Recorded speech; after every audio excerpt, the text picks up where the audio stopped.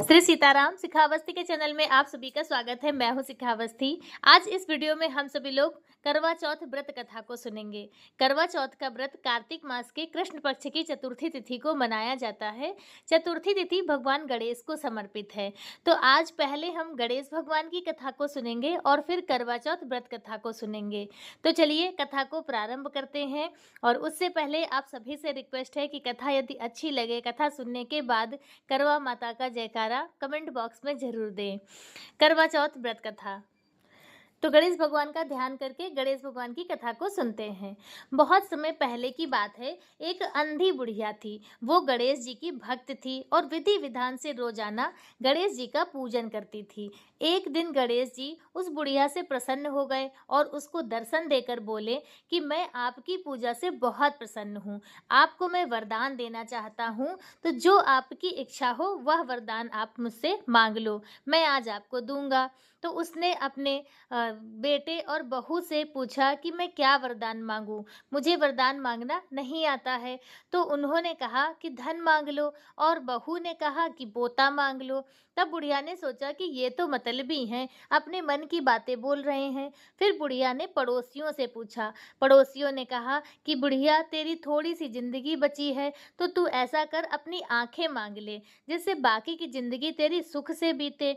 उस बुढ़िया ने बेटे और बहू और पड़ोसियों की बातें सुनकर घर में आकर सोचा कि क्यों ना ऐसी चीज मांग लूं जिससे बेटा, बहू और मेरा सबका भला हो जाए। तब दूसरे दिन गणेश जी आए और बोले कि आपको क्या मांगना है, कृपया मांगिए। हमारा वचन है, जो आप मांगोगी वो होगा, मैं आपका जो इच्छा है वह पूरी करूंगा। गणेश जी के वचन सुनकर बुढ़िया माई बोली कि हे गणराज, यदि आप मुझ पर प्रसन्न हैं तो मुझे 9 करोड़ की माया दे, निरोगी काया दे, अमर सुहाग दे, आंखों में प्रकाश दे, नाती पोते दे और समस्त परिवार को सुख दे, फिर अंत में मुझे मोक्ष दे। बुढ़िया की बात सुनकर गणेश जी बोले, बुढ़िया माँ, तूने तो मुझे ही ठग लिया। तथास्तु कहकर गणेश भगवान वहीं पर अंतर्ध्यान हो गए।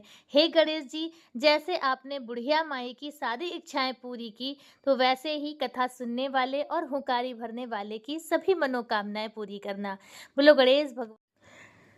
वीरावती की कथा। बहुत समय पहले की बात है। एक साहूकार था, उसके 7 बेटे और 1 बेटी थी। बेटी का नाम वीरावती था। सभी सातों भाई अपनी बहन से बहुत प्यार करते थे, यहाँ तक कि वे पहले उसे खाना खिलाते, बाद में स्वयं खाते थे। एक बार उनकी बहन ससुराल से मायके आई हुई थी। शाम को भाई जब अपना व्यापार व्यवसाय बंद कर घर आए तो देखा उनकी बहन बहुत व्याकुल थी। सभी भाई खाना खाने के लिए बैठे और अपनी बहन से भी खाने का आग्रह करने लगे, लेकिन बहन ने बताया कि आज उसका करवा चौथ का निर्जल व्रत है और वह खाना सिर्फ चंद्रमा को अर्घ देकर ही खाएगी। चूंकि चंद्रमा अभी तक नहीं निकला है, इसलिए वह भूख प्यास से व्याकुल हो रही है।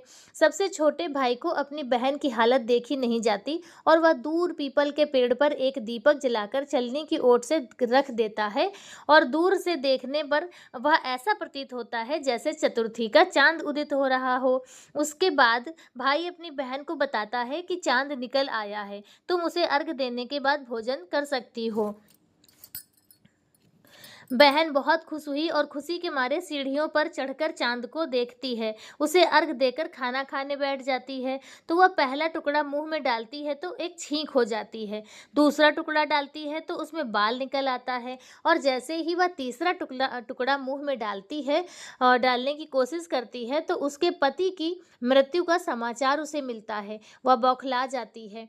सभी भाभी उसे उसकी सच्चाई से अवगत कराती हैं कि उसके साथ ऐसा क्यों हुआ। करवा चौथ का व्रत गलत तरीके से टूटने के कारण देवता उससे नाराज हो गए हैं और उन्होंने ऐसा किया है। सच्चाई सामने आने के बाद जो वीरावती थी, उसने निश्चय किया कि वह अपने पति का अंतिम संस्कार नहीं होने देगी और अपने सतीत्व से वह उन्हें पुनर्जीवन दिलाकर ही रहेगी। वह पूरे 1 साल तक अपने पति के शव के पास बैठी रही, उसकी देखभाल करती रही और उसके ऊपर उगने वाली सुई नुमा घास को वह एकत्रित करती जाती। 1 साल बाद फिर करवा चौथ का दिन आया और उसकी सभी भाभियां करवा चौथ का व्रत रखती हैं। जब भाभियां उसे आशीर्वाद लेने आती हैं तो वह प्रत्येक भाभी से यम सुई ले लो, पी सुई सुई दे दो, मुझे भी अपनी जैसी सुहागन बना दो, ऐसा आग्रह करती है। लेकिन हर भाभी उसे अगली भाभी से आग्रह करने को कहकर चली जाती है। इस प्रकार जब छठे नंबर की भाभी का नंबर आता है तो वह जो वीरावती है उससे भी यही बात दोहराती है। यह भाभी उसे बताती है चूंकि सबसे छोटे भाई की वजह से ही उसका व्रत टूटा था, अतः उसकी पत्नी ने भी में उस ही वह शक्ति है जो वह तुम्हारे पति को दोबारा जीवित कर सकती है। इसलिए जब वह आई तो उसे पकड़ लेना, और जब तक वह तुम्हारे पति को जिंदा ना कर दे उसे नहीं छोड़ना। ऐसा कहकर वह चली जाती है।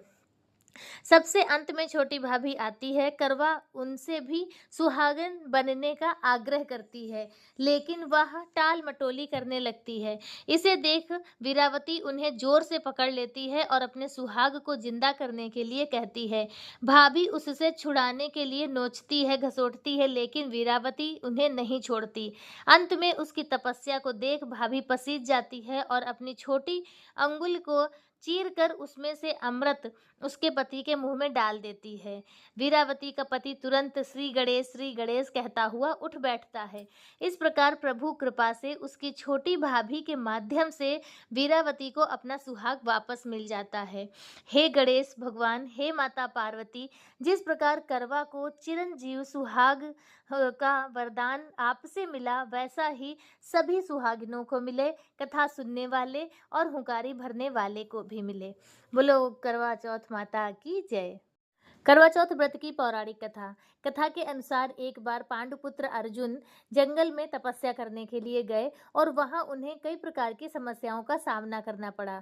तो उनके संकटों को, उनके दुखों को देखकर द्रौपदी बहुत परेशान हुई और उन्होंने भगवान श्री कृष्ण से अपने दुख, अपनी तकलीफों को दूर करने का उपाय पूछा। तब भगवान कृष्ण ने द्रौपदी को करवा चौथ व्रत करने की सलाह दी और माता पार्वती, भगवान गणेश और गणेश भगवान की पूजा करने की लिए उन्हें सलाह दी। तब द्रौपदी ने करवा चौथ का व्रत पहली बार कहते हैं किया और उन्हें माता पार्वती ने करवा की यह पौराणिक कथा सुनाई। तो उस माता पार्वती द्वारा सुनी जाने वाली यह कथा आप सभी को जरूर सुननी चाहिए। कथा है, पुराणों के अनुसार करवा नाम की एक पतिव्रता धोबिन अपने पति के साथ तुंगभद्रा नदी के किनारे स्थित गांव में रहती थी। उसका पति बूढ़ा और निर्बल था। एक दिन जब वह नदी के किनारे कपड़े धो रहा था, तभी अचानक एक मगरमच्छ वहां आया और धोबी के पैर अपने दांतों में दबाकर यमलोक की ओर ले जाने लगा। वृद्ध पति यह देखकर घबराया और जब उससे कुछ कहते नहीं बना तो वह करवा करवा कहकर अपनी पत्नी को पुकारने लगा। पति की पुकार सुनकर धोबिन करवा वहां पहुंची तो मगरमच्छ उसके पति को यमलोक पहुंचाने ही वाला था। तब करवा ने मगर के कच्चे धागे से बांध दिया मगर को और मगरमच्छ को लेकर यमराज के द्वार पहुंची। उसने यमराज से अपने पति की रक्षा करने की गुहार लगाई और साथ ही यह भी कहा कि मगरमच्छ को उसके इस कार्य के लिए कठिन से कठिन दंड देने का आग्रह किया और बोली कि हे भगवान, मगरमच्छ ने मेरे पति के पैर पकड़ लिए हैं। आप मगरमच्छ को इस अपराध के दंड स्वरूप नरक में भेज दें।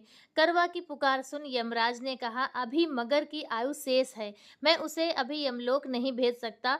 इस पर करवा ने कहा, अगर आपने मेरे पति को बचाने में मेरी सहायता नहीं की तो मैं आपको श्राप दूंगी और सब कुछ नष्ट कर दूंगी। करवा का साहस देखकर यमराज भी डर गए और मगर को यमपुरी भेज दिया।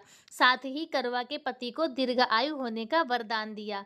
तब से कार्तिक मास के कृष्ण पक्ष की चतुर्थी को करवा चौथ व्रत का प्रचलन आया, जिसे इस आधुनिक युग में भी महिलाएं अपनी पूरी भक्ति भाव के साथ करती हैं और भगवान से अपने पति की लंबी उम्र की कामना करती हैं। तो इस प्रकार से करवा चौथ व्रत की कथा पूर्ण हुई। अब हम करवा चौथ की एक लोक कथा को सुनेंगे। एक साहूकार होते हैं, साहूकारनी होती हैं, जिनके 7 बेटे और 7 बहुएं होती हैं। करवा चौथ का पर्व आता है तो सभी बहुओं के जो भाई होते हैं वह अपनी बहनों के घर करवा लेकर आते हैं।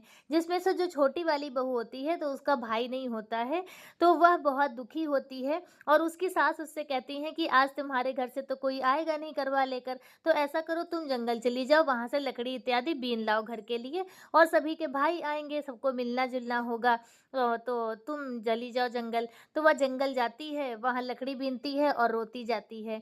तो वहाँ पर एक साँप होते हैं, नागदेव, वह यह सब देखते हैं। तो वह पूछते हैं कि तुम क्यों रो रही हो? क्या कारण है? तो उन्होंने कहा कि अरे मतलब आप नहीं समझोगे, क्या जानो मेरा दुःख। तो कहते कि क्या पता हम तुम्हारा दुःख बाँट लें।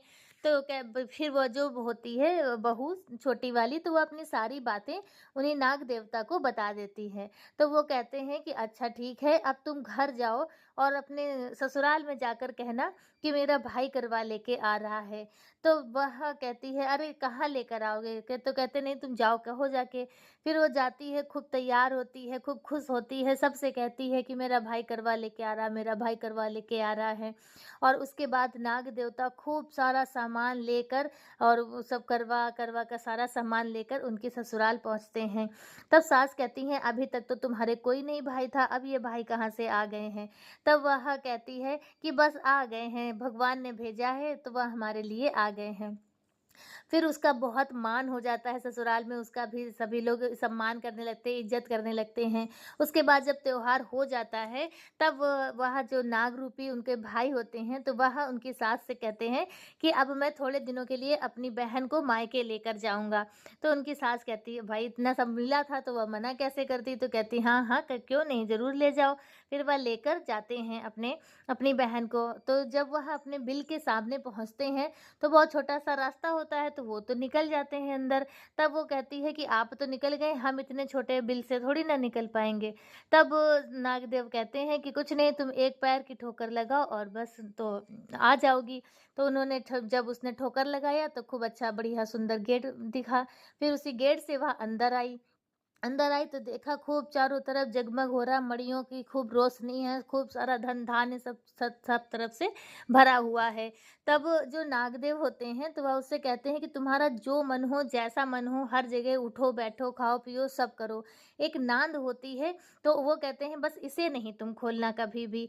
तो वह कहती है ठीक है, लेकिन जब कोई चीज़ मना कर दी जाती है तो उसका मन ज़रूर होता है। तो उन्होंने कहा कि जब किसी चीज़ में रोक नहीं है, तो इस नाद के नीचे ऐसा क्या है जो हमें मना करते हैं खोलने के लिए?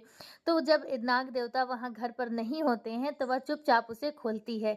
तो जब खोलती है तो देखती है कि उसमें बहुत सारे छोटे-छोटे बच्चे इधर-उधर हिल-डुल रहे हैं। तो वो डर जाती है और झट से वो उस नांद को बंद कर देती है।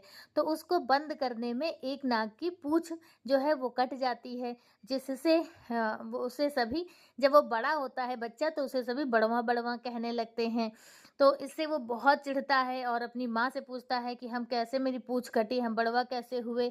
तब फिर उनकी माँ ने बताया सारी बात कि ऐसी-ऐसी बात है, तुम्हारी बुआ से ऐसा हुआ है। तो वह कहते हैं अच्छा आज मैं इन्हें छोड़ूँगा नहीं, इन्हें काट के ही रहूँगा। तब वह जो बड़वा होते हैं तो वो जाते हैं उसी अपनी बुआ के ससुराल और फिर चूल्हे पे जाके बैठ जाते हैं। कहते हैं यहाँ आएँगी खाना बनाने, तब मैं इनको काट लूँगा। तो जब वो जाती है तो कोई बात होती है जैसे सब परिवार में सास-बहुओं में कोई बातचीत हो जाती है कहा-सुनी, तो वो बार-बार जैसे कहीं कसम खाने वाली बात हो तो वो बार-बार यही कहे, सब भैयन की एक दुहाई, बड़वा भैया लाख दुहाई। तब वो बड़े खुश हो गए कि अरे! देखो ये हमको कितना प्यार करती है, हमारे लिए तो लाख दुहाई दे रही हैं। फिर जो है उन्हें अफ़सोस होता है और अपने रूप में आकर खड़े हो जाते हैं। तब उनकी बुआ कहती है, "अरे! तुम यहाँ कैसे?" तब वो बताते हैं सारी बात कि हम आए तो आपको काटने थे, लेकिन जब यहाँ सुना कि आप तो हमारी लाख दुहाई दे रही हो, तो हमें अपनी उस गलती पे पश्चाताप हुआ। तो इस प्रकार से जो बात छोटी वाली बहू थी, उसका भी करवा चौथ बढ़िया हुआ, अच्छा हुआ, करवा चौथ माता की कृपा से। जैसे उसके मायका भरा पूरा है, वैसे सब व्रत करने वाली, कथा सुनने वाली, कहने वाली सबका घर, ससुराल, मायका सब भरा पूरा रहे। इन्हीं सब मंगल कामनाओं के साथ आज की यह कथा पूर्ण हुई। सभी कथाएँ आपको कैसी लगी कमेंट करके ज़रूर बताएँ। एक बार गणेश भगवान या करवा माता का जयकारा कमेंट बॉक्स में ज़रूर लगाएँ। श्री सीताराम।